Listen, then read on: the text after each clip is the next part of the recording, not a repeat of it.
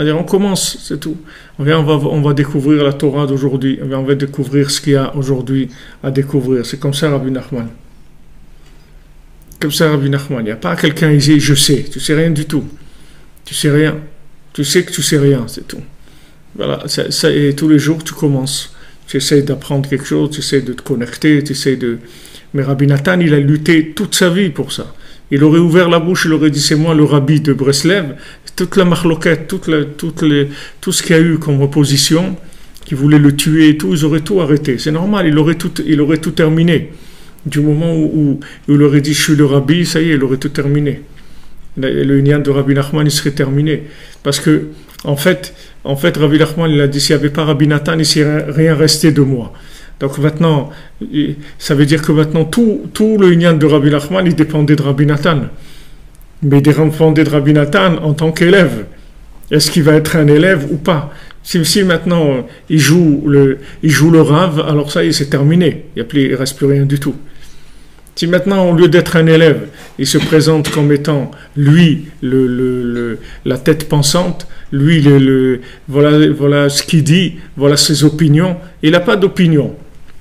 Il n'a aucune opinion. L'opinion, c'est Rabbi Nachman, il a dit, voilà, il faut faire de beaux doutes, il faut se lever à Chatzot, il faut tikkun klali, il faut venir à Ouman, Rosh Hashanah, étudier la halakha, voilà ce qu'il a dit de Rabbi Nachman, il faut continuer à le diffuser et à faire profiter le monde de ces médicaments-là, c'est tout.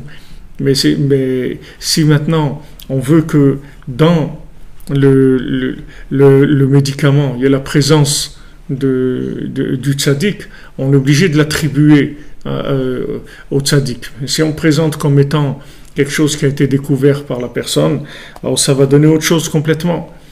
Comme il a dit Rav Nachman Tulshiner, il a dit à son fils, il a dit quand on fait Hitbo des doutes, parce que Rabbeinu il a dit de faire Hitbo des doutes, c'est pas parce que maintenant Hitbo des doutes c'est quelque chose de bien qui amène ça, on peut donner beaucoup d'explications, mais la raison principale pourquoi on fait la Hitbo des doutes, c'est parce que le Rebbe il a dit de faire Hitbo des doutes, c'est pour ça qu'on le fait.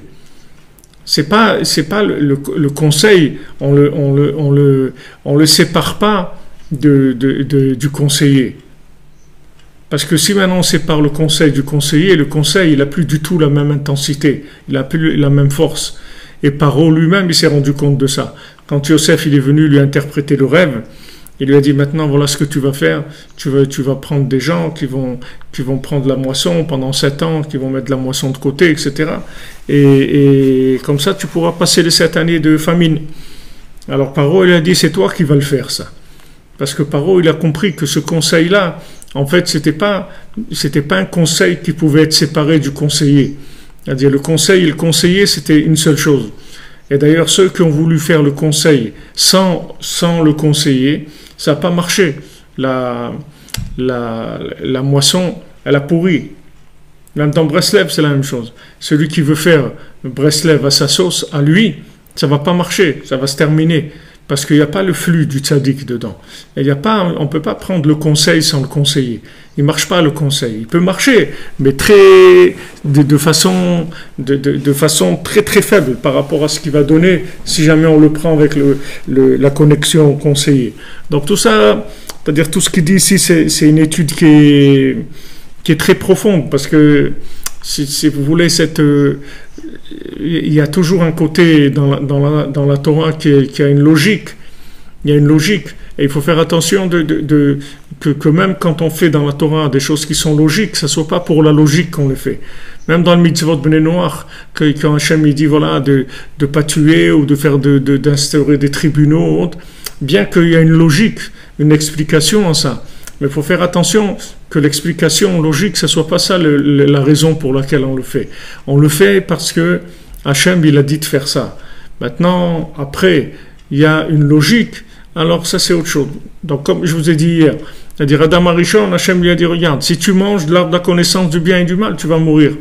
Ça ne veut pas dire que cette connaissance, elle est fausse. Cette connaissance, elle est vraie. Mais cette connaissance, elle doit venir une fois qu'il y a la connexion à l'arbre de vie. À ce moment-là, tu peux rentrer dans cette connaissance. C'est-à-dire que si maintenant, tu es lié à celui qui t'a envoyé. Maintenant, tu peux expliquer des choses. Pourquoi c'est comme ça, pourquoi c'est comme ci, essayer de développer, de raffiner, tout ce que tu veux comme explication. Mais la base principale, c'est la connexion avec celui qui a envoyé. C'est ça la base principale. C'est pas l'explication. Si maintenant l'explication, ça devient le principal, alors après tu vas voir qu'un jour l'explication va partir et tout ce qui va avec, ça va partir aussi. Parce que l'explication, elle bouge avec le temps. Puisque l'explication, elle est liée avec le temps. On ne peut pas expliquer aujourd'hui les choses de la même manière qu'on les expliquait avant. On ne peut pas aujourd'hui donner le même mode de vie aux gens qu'on donnait il y a un siècle ou il y a 2 siècles. Le monde évolue, les gens ils ont évolué, c'est pas les mêmes corps, c'est pas les mêmes réactions, etc. Donc il y a des mouvements dans le monde. Si maintenant on va avec la logique, il va y avoir du mouvement.